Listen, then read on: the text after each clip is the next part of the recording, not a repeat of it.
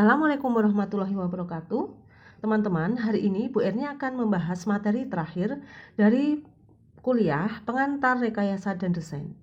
Hari ini materinya adalah mengenai revolusi industri 4.0. Nah, sebelum kita membahas mengenai revolusi industri 4.0, terlebih dahulu Bu Erni akan membahas tahap-tahap revolusi industri. Revolusi 4.0 itu artinya adalah revolusi keempat. Nah, otomatis berarti ada revolusi industri pertama, kedua, ketiga, dan baru keempat. Nah, sekarang kita akan membahas revolusi industri yang pertama terlebih dahulu. Revolusi industri yang pertama ditandai dengan penemuan mesin uap oleh James Watt. Dengan adanya penemuan mesin uap tersebut, kemudian mendorong munculnya kapal uap, kereta api, dan lain-lain. Sehingga pada waktu itu, orang-orang Eropa menjelajah ke berbagai negara untuk mencari daerah kekuasaan. Nah, mereka mulai bisa membuat kapal, kereta api yang menyebabkan mereka bisa berpindah tempat ke mana-mana. Kemudian, revolusi industri yang kedua ditandai dengan penemuan listrik oleh Thomas Alva Edison dan assembly line yang meningkatkan proses produksi barang. Nah, jadi pada revolusi industri pertama sudah mulai muncul produksi, namun produksi barang yang diperoleh tidak bisa dalam jumlah besar atau massal. Nah, di revolusi industri yang kedua ini, ketika mulai ditemukan listrik oleh Thomas Alva Edison, kemudian mulai berkembang assembly line dengan menggunakan belt conveyor atau ban berjalan. Dengan adanya ban berjalan tersebut memudahkan proses produksi secara massal. Nah, penemuan listrik dan assembly line meningkatkan produksi barang. Itu terjadi pada revolusi industri yang kedua. Nah, kemudian pada tahun 2000, jadi dari tahun 1900 sampai tahun 2000, muncullah Third Industrial Revolution atau revolusi industri yang ketiga. Revolusi industri yang ketiga mulai ada inovasi teknologi informasi, kemudian komersialisasi personal komputer. Mesin-mesin yang digunakan untuk berproduksi mulai ada mesin-mesin canggih yang terotomasi. Misalnya produk garment, sistem pemotongan kainnya sudah diprogram menggunakan komputer. Nah, itu merupakan ciri-ciri Third Industrial Revolution. Jadi nanti pemotongnya bisa ke arah X positif, ke arah X negatif, ke arah Z positif, ke arah miring. Nah, itu sudah terprogram di komputer. Nah, contohnya seperti itu. Jadi teknologi industri sudah mulai menggunakan personal komputer untuk membantu proses produksinya. Nah, baik, untuk sekarang kita sudah masuk pada tahap Fourth Industrial Revolution atau revolusi industri yang keempat, yang ditandai dengan kegiatan manufaktur dilakukan secara terintegrasi atau menyatu melalui penggunaan teknologi wireless dan big data secara masif. Nah, ini artinya proses produksi terotomasi dengan menggunakan teknologi wireless. Orang bisa mengoperasikan mesin dengan melalui HP yang dia pegang. Nah, itu merupakan contoh teknologi wireless. Kita berada di tempat lain, nah kita bisa mengoperasikan mesin yang sedang bekerja. Nah, itulah yang disebut dengan cyber physical system. Cyber itu adalah dunia maya. Jadi mesin-mesin produksi, kegiatan manufaktur dilakukan secara terintegrasi melalui penggunaan teknologi wireless dan big data secara masif. Nah, ini adalah penjelasannya. Revolusi industri pertama dimulai tahun 1776, yaitu dengan ditemukannya mesin uap oleh James Watt. Mesin uap yang ditemukan oleh James Watt itu memiliki efisiensi yang jauh lebih murah dibandingkan mesin uap sebelum tahun 1776. Mesin uap ini menggunakan energi dari kayu dan batu bara. Sebagai bukti efisiennya, mesin uap tersebut mampu menggerakkan kapal-kapal selama 24 jam penuh. Nah, dengan kapal-kapal tersebut, maka orang-orang Eropa bisa menjelajah ke lain daerah. Nah, sekarang kita ke revolusi industri yang kedua. Revolusi industri kedua tepatnya terjadi di awal abad ke-20. Revolusi ini ditandai dengan penemuan listrik oleh Thomas Alva Edison. Tenaga otot dan mesin uap sudah digantikan oleh tenaga listrik. Nah, sehingga tidak begitu banyak kendala polusi. Walaupun begitu, masih ada beberapa kendala yang menghambat proses produksi di pabrik, yaitu masalah transportasi. Untuk mengatasi kendala tersebut, maka di akhir 1800-an mulai dikenal mobil dan mulai diproduksi secara massal. Produksi massal ini membutuhkan proses yang lama dalam penyelesaiannya, karena pada proses perakitan mobil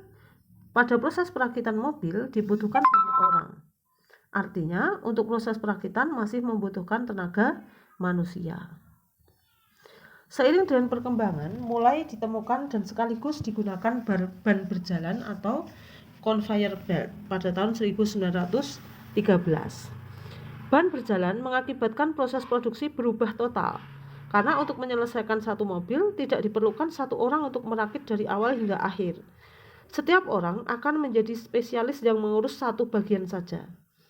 Para perakit tersebut juga dibantu oleh alat-alat yang menggunakan tenaga listrik, sehingga pekerjaan tersebut jauh lebih mudah dan murah daripada tenaga uap. Revolusi industri kedua berdampak pada kondisi militer pada Perang Dunia Kedua saat itu. Ribuan tank, pesawat, dan senjata diciptakan dari pabrik-pabrik yang menggunakan lini produksi dan ban berjalan atau belt conveyor. Hal ini mempermudah terjadinya produksi massal. Perubahan lain yang terjadi adalah masyarakat agraris menjadi masyarakat industri. Boleh dibilang menjadi komplit atau lengkap. Nah, sekarang kita ke revolusi industri yang ketiga. Revolusi industri yang kedua, manusia diberi peran yang sangat vital dalam proses produksi berbagai macam jenis barang. Tetapi pada industri ketiga, manusia tidak lagi memegang peranan penting karena peran manusia sudah digantikan oleh mesin bergerak yang mampu berpikir secara otomatis, yaitu komputer dan robot.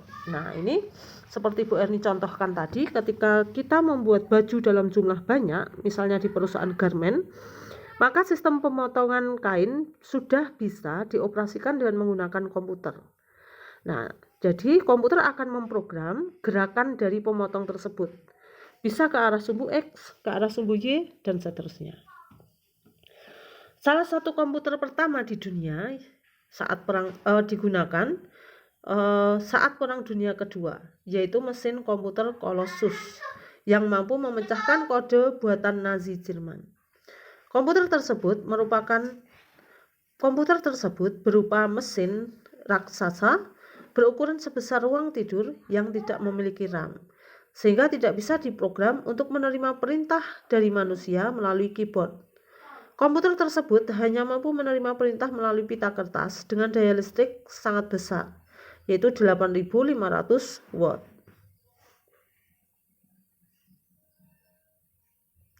Nah, sekarang yang terakhir kita ke revolusi industri yang keempat. Revolusi industri yang keempat, inilah revolusi yang sekarang sedang kita hadapi. Meskipun masih dalam tahap proses pembenahan, tetapi dampaknya dapat kita rasakan. Industri 4.0 adalah tren utama di dunia industri yang menggabungkan teknologi otomatisasi dengan teknologi cyber atau teknologi dunia maya.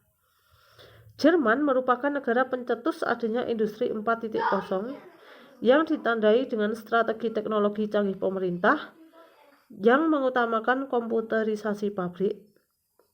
Pada revolusi industri ini, tenaga manufaktur sudah menjadi tren otomasi dan pertukaran data melalui sistem cyber fisik, cognitive computing, dan lain-lain. Tren tersebut telah mengubah pola pikir dan kehidupan manusia di berbagai bidang, termasuk dunia kerja, pendidikan, bahkan gaya hidup masyarakatnya. Singkatnya, revolusi industri keempat menjadikan teknologi cerdas atau robot sebagai pusat utama untuk menghubungkan berbagai bidang kegiatan manusia.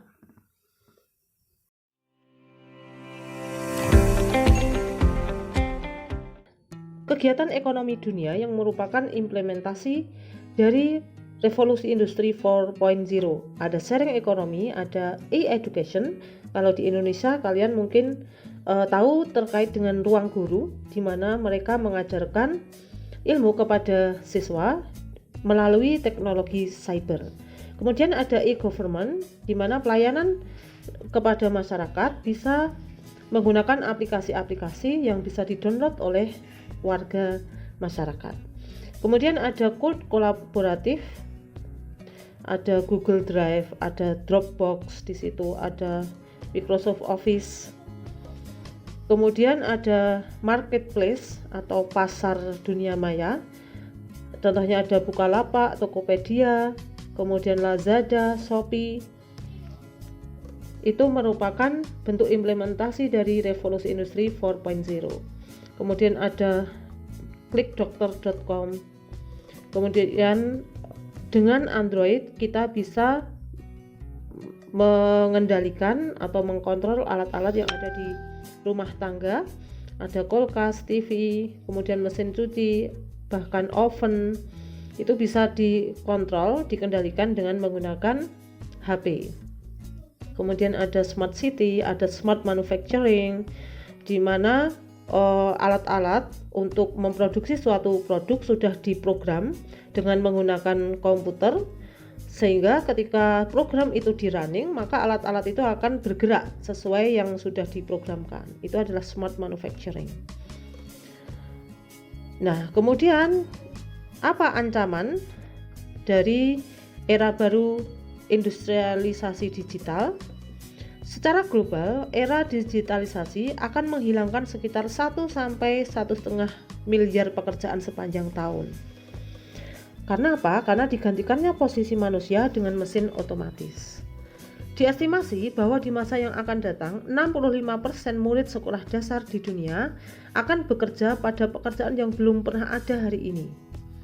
Nah, jadi ada bentuk pekerjaan baru gitu.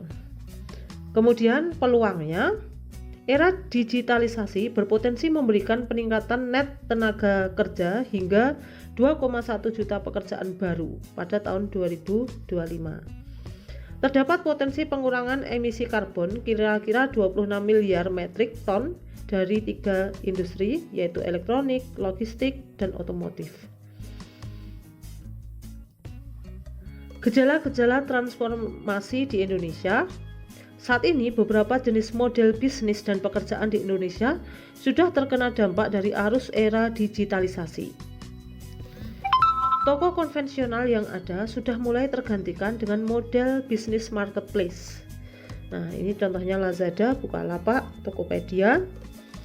Taksi atau ojek tradisional posisinya sudah mulai tergeserkan dengan moda-moda berbasis online seperti Gojek, Grab, Uber, dan yang lain sebagainya.